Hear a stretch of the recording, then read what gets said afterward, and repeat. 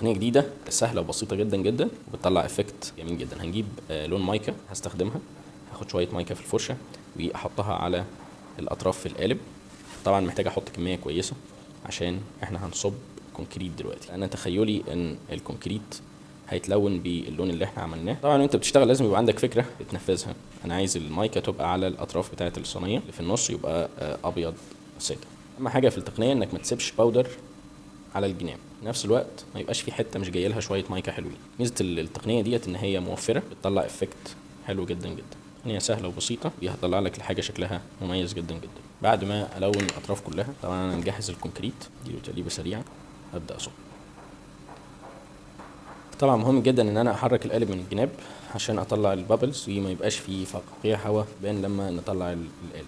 استنى النتيجه. عملنا لك باكج فيها 7 كورسات تلم لك كل المجالات الترندي، اكيد انت نفسك تتعلم واحده فيهم على الاقل. وجوه الكورسات دي بعلمك ازاي تدمج الفنون دي كلها مع بعض عشان تطلع حاجه مختلفه وجديده. فلو انت عايز بقى تعرف تفاصيل اكتر عن الكورسات اللي انا عامل لك عليها خصومات قويه جدا جدا، ابعت لنا رساله وهنقول لك كل التفاصيل.